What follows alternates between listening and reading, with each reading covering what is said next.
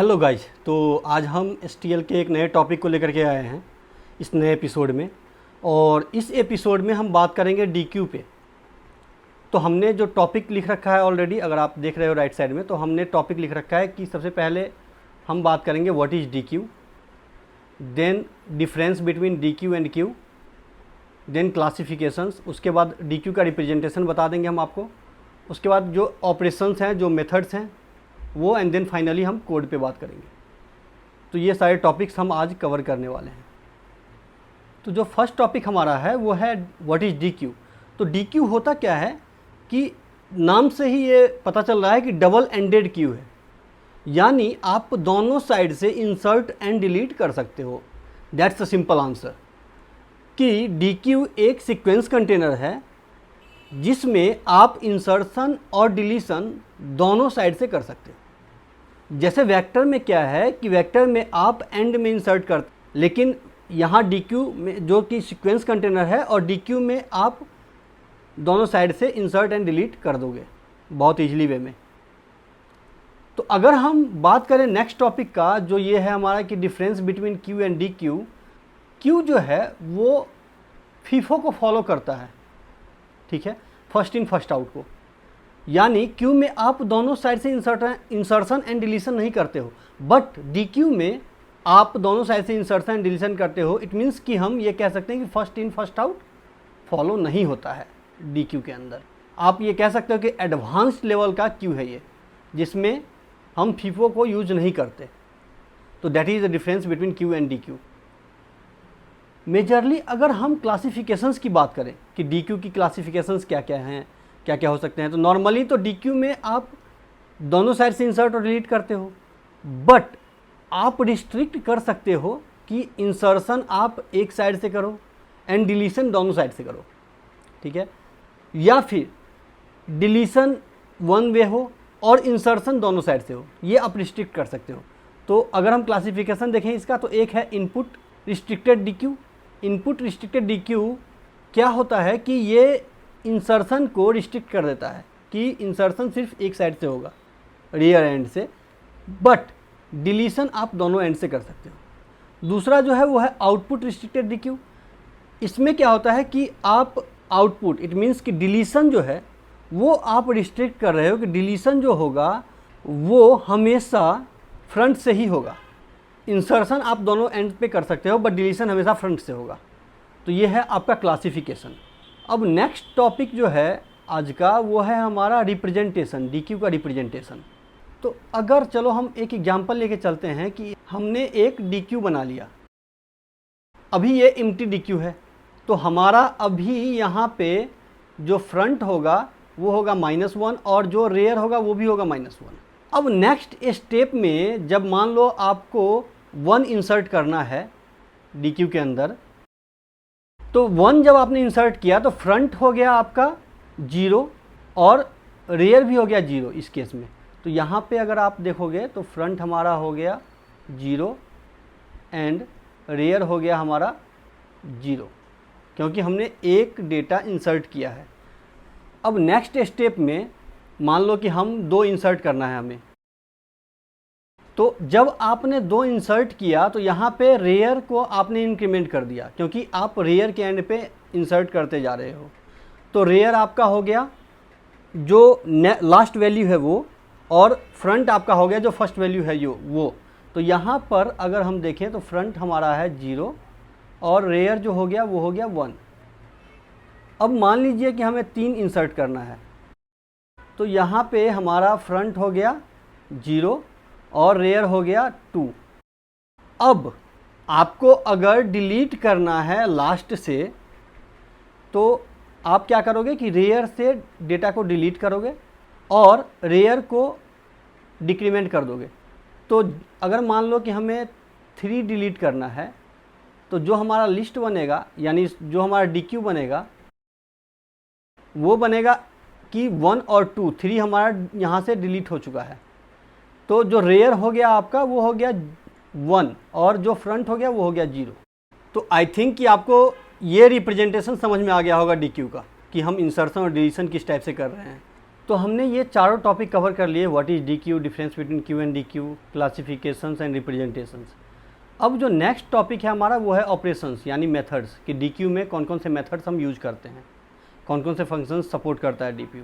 तो अगर आप यहाँ पे फंक्शंस को देखोगे तो ये सारे ऑपरेशंस हम सपोर्ट करते हैं। जितने भी सारे ऑपरेशंस हमने इससे पहले वेक्टर या लिस्ट में कर रखा है, ऑलमोस्ट वो सारे के सारे ऑपरेशंस डी क्यू भी सपोर्ट करता है।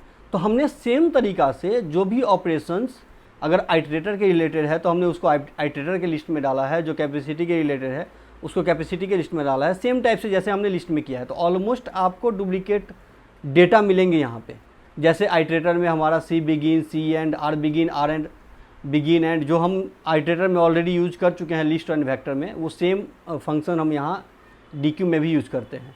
कैपेसिटी की बात करें तो वही साइज, मैक्स साइज, ये सारे फंक्शंस हमने ऑलरेडी वहाँ पे समझ चुके हैं कि एम्प्टी क्या करता है, श्रिंक टू फिट क्या करता है। तो ये सारे ऑपरेशंस डी क्यू भी सपोर्ट करता है। अगर हम एलिमेंट, जो नेक्स्ट ऑपरेशंस है वो है एलिमेंट एक्सेस का। तो अगर हम एलिमेंट एक्सेस की बात करें कि आपने किस पोजीशन से एलिमेंट को एक्सेस करना है, मान लो अगर आपको किसी एक पार्टिकुलर पोजीशन से एलिमेंट को एक्सेस करना है तो आप एट यूज़ करोगे, फ्रंट से एलिमेंट को एक्सेस करने के लिए आप फ्रंट यूज़ करोगे, बैक से एलिमेंट को एक्सेस करने के लिए आप बैक यूज़ करोगे। तो ये एलिमेंट को एक्सेस करने के लिए ये सारे फंक्शंस हैं। अब जो नेक्स्ट फंक्शंस हैं वो मॉडिफायर्स हैं, कि आपको डी क्यू के अंदर कोई भी चीज़ मॉडिफाई करना हो, उसके लिए आप ये सारे मॉडिफायर्स फंक्शन यूज़ करोगे। जैसे push back, push front, pop back, pop front, ये सारे फंक्शंस आपने ऑलरेडी देख रखा है लिस्ट में। पुश बैक क्या करता है कि लास्ट से पुश करता है, पुश फ्रंट क्या करता है कि फ्रंट से पुश करता है, pop back, pop front same तरीक़ा से यूज होता है। तो आप एक बार इस सारे फंक्शंस को गो थ्रू कर लेना। अगर कोई भी डाउट आता है, कुछ भी समझ में अगर नहीं आता है तो प्लीज़ कमेंट कीजिए, जितनी जल्दी हो पाएगा हम आपके कमेंट का रिप्लाई करेंगे। तो अब जो लास्ट टॉपिक है इसका वो है कोड। तो कोड पे जाने से पहले हम आपसे एक रिक्वेस्ट करते हैं कि अगर आपने हमारी चैनल को सब्सक्राइब नहीं किया है तो प्लीज़ प्लीज़ प्लीज़ सब्सक्राइब कर लीजिए, ताकि इससे हमें भी मोटिवेशन मिलता रहे और हम एक नया नया टॉपिक, नए नए चीज़ें आपको सिखाते रहें, बताते रहें। अगर आपको ये वीडियो पसंद आता है तो प्लीज़ लाइक कीजिए इस वीडियो को, और जितना ज़्यादा है ज़्यादा हो सके प्लीज़ प्लीज़ प्लीज़ शेयर कीजिए। तो चलिए अब हम चलते हैं कोड पे। तो ये है हमारा डी क्यू का कोड। तो अगर आप देखोगे तो यहाँ पे लाइन नंबर 20 में हम क्या कर रहे हैं, एक डी क्यू बना रहे हैं। ऊपर से सेम चीज़ हम यूज़ कर रहे हैं जैसे इससे पहले। या तो आप यहाँ पे हम क्या कर रहे हैं कि 2 हेडर फाइल यूज़ कर रहे हैं, डी क्यू के लिए यूज़ कर रहे हैं हेडर फाइल, और एक आईओ स्ट्रीम के लिए यूज़ कर रहे हैं, std इन std आउट के लिए। आप या तो ये 2 हेडर फाइल यूज़ करो या एक single header file bits std c++.h use कर सकते हो। तो यहाँ पे हम लाइन नंबर 20 पे एक डी क्यू बना रहे हैं, एंड देन 21 से लेके 24 तक हम फंक्शंस को यूज़ करते हैं, जिसमें हम पुश बैक और पुश फ्रंट यूज़ कर रहे हैं। तो आप अगर यहाँ पे देखो तो लाइन नंबर 21 पे हम क्या कर रहे हैं कि पुश बैक कर रहे हैं, तो डी क्यू में 10 इंसर्ट हो जाएगा। उसके बाद नेक्स्ट लाइन में हम पुश फ्रंट कर रहे हैं तो 20 पहले इंसर्ट होगा, यानी 20 एंड 10। देन जो थर्ड लाइन है उस पर हम 30 पुश बैक कर रहे हैं। यहाँ पे हम क्या कर रहे हैं कि पुश बैक कर रहे हैं और 30 कर रहे हैं पुश बैक। तो यहाँ पे जो हमारा एरे बनेगा, यानी डी क्यू का जो एरे बनेगा वो बनेगा 20, 10 एंड 30। नेक्स्ट में हम क्या कर रहे हैं यहाँ पे कि पुश फ्रंट कर रहे हैं 15, ठीक है। तो यहाँ पे हमारा पहले 15 इंसर्ट होगा, देन 20, देन 10 एंड देन 30। तो जब आप यहाँ पे शो डी क्यू करोगे, शो डी क्यू क्या करता है यहाँ पे कि एक आइटरेटर बना रहा है, ठीक है। हम यहाँ पे एक आइटरेटर ले लिए हैं, और आइटरेटर क्या करता है कि बिगिन से स्टार्ट करके एंड तक जाता है और वैल्यू को प्रिंट करता है। सेम चीज़ आप वेक्टर में भी कर चुके हो, लिस्ट में भी कर चुके हो। अगर आपने वेक्टर एंड लिस्ट का वीडियो नहीं देखा है तो प्लीज़ प्लीज़ प्लीज़ हम डिस्क्रिप्शन में उसका लिंक डाल देंगे। आप इस सारे प्ले लिस्ट को एक बार गो थ्रू कर लीजिएगा, स्टार्ट से लेके एंड तक। जहाँ पे भी हम STL को स्टार्ट कर रहे हैं वहाँ से लेके जो हमारा अभी करंट लेक्चर चल रहा है, करंट एपिसोड चल रहा है, वो है डी क्यू का, यहाँ तक आप एक बार देख लीजिएगा। तो अब हम अगर आउटपुट की बात करें तो यहाँ पे आउटपुट जो हमारा आ रहा है वो आ रहा है 15, 20, 10 एंड 30। तो हम यहाँ पे देखें कि जो हम इंसर्ट कर रहे थे वो सेम कर रहे थे, 15, 20, 10 एंड 30। अब जो लाइन नंबर 27 में हम क्या कर रहे हैं कि यहाँ पे साइज़ को प्रिंट कर रहे हैं। तो इस डी क्यू में हमने 4 एलिमेंट को इंसर्ट किया तो साइज हमारा क्या हो गया 4। नेक्स्ट लाइन में हम क्या कर रहे हैं यहाँ पे कि मैक्स साइज को प्रिंट कर रहे हैं, तो मैक्स साइज हमारा ये है।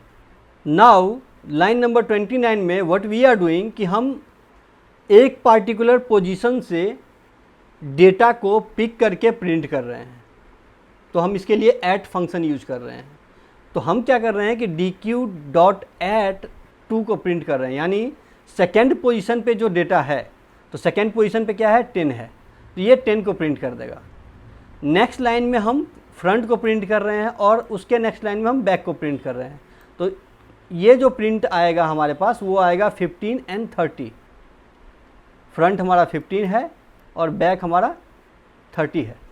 अब लाइन नंबर 33 में हमने क्या किया कि पॉप फ्रंट किया, तो यहाँ पे जब हम पॉप फ्रंट करेंगे तो ये पहला जो एलिमेंट है उसको डिलीट कर देगा। तो डिलीट करने के बाद DQ का जो एरे बनेगा वो होगा इस टाइप से 20, 10, 30, और उसके बाद अगर आप शो करोगे तो यहाँ पे देख लो आप, शो करने के बाद हमें क्या आउटपुट मिल रहा है 20, 10 एंड 30। नेक्स्ट लाइन में लाइन नंबर 36 में हम क्या कर रहे हैं कि पॉप बैक कर रहे हैं, तो पॉप बैक कर रहे हैं इट मीन्स कि 30 हमारा डिलीट हो जाएगा। तो यहाँ पे जो हमारा DQ का एरे बनेगा वो होगा 20 एंड 10। तो हम नेक्स्ट लाइन में यहाँ पे शो DQ कर रहे हैं और ये शो DQ का क्या करता है 20 एंड 10 को प्रिंट करता है। तो इस तरीक़ा से हम DQ को कंप्लीट समझ पा रहे हैं। अगर आपको अभी भी कोई डाउट है, अगर आपका कोई भी फंक्शन एक्सपेक्टेड बिहेवियर नहीं कर रहा है, एक्सपेक्टेड आउटपुट नहीं दे रहा है, तो प्लीज़ कमेंट कीजिए, हम आपको इंस्टेंट रिप्लाई करेंगे। और अंत में एक बार फिर से आपसे अनुरोध है कि आपको अगर वीडियो अच्छा लगता है तो प्लीज़ लाइक करें और वीडियो को जितना ज़्यादा से ज़्यादा हो सके प्लीज़ शेयर करें। और अगर आपने चैनल को अभी तक सब्सक्राइब नहीं किया तो प्लीज़ प्लीज़ प्लीज़ सब्सक्राइब कर लीजिए। तो अभी के लिए धन्यवाद।